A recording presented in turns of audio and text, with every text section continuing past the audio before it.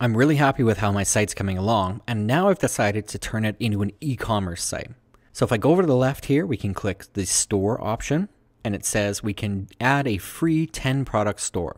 Anything above 10 products requires an upgraded subscription, and it includes some more powerful features like SEO and that sort of thing. For now, I'm just going to add a free 10 product store, and it says it's creating our store. You'll be interested to know that the store functionality built right into Architect is powered by Ecwid, and it's a familiar face if you've come from the Muse space.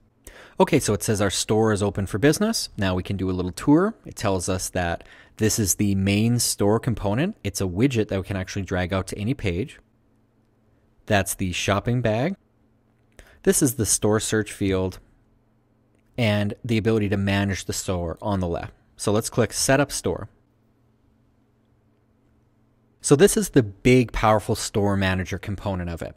It's a little bit different from the design that we've normally seen within the Architect system. So this is considered kind of the back end for your store. They have a setup wizard where we can go ahead and add products, we can change some settings, and if you just kind of work through this dashboard, you'll see things like setting your currency, setting up different payment methods. There's tons to these stores, and there's a lot of features to go through. If I actually close out of my store here for a second, so you'll notice here now that there is a store item added to our navigation. Architect has added that automatically when we created a new store, and it's using this as our store page. Also within the widgets panel, if we bring that up, now at the bottom we have a store section for our widget. So we can drag any of these out onto different pages to show areas of our store. You can edit aspects of the store by simply clicking on them just like you did in our previous videos or with any other widget. If I click on that, it says Store Design, and we can work through and we can change tons of different options for our store, including image sizes, colors, single product pages, just about everything you can think of. This is more the design component. If we need to add products or change big global settings, then we need to click this Manage Store button here, and it brings out the full store dashboard for you to start working with.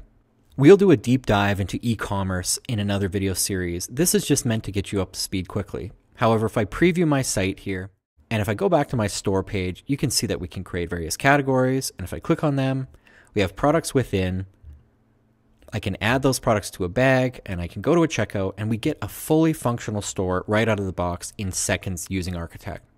There are no transaction fees on Architect-driven stores beyond what your payment processor is going to charge you. So if you decide to use something like Stripe or PayPal to power your store, the fees will only be on their side. There's nothing taken off your transactions by using e-commerce right in Architect. In our next vid, let's look at one of the most desired features ever in Muse, blogging.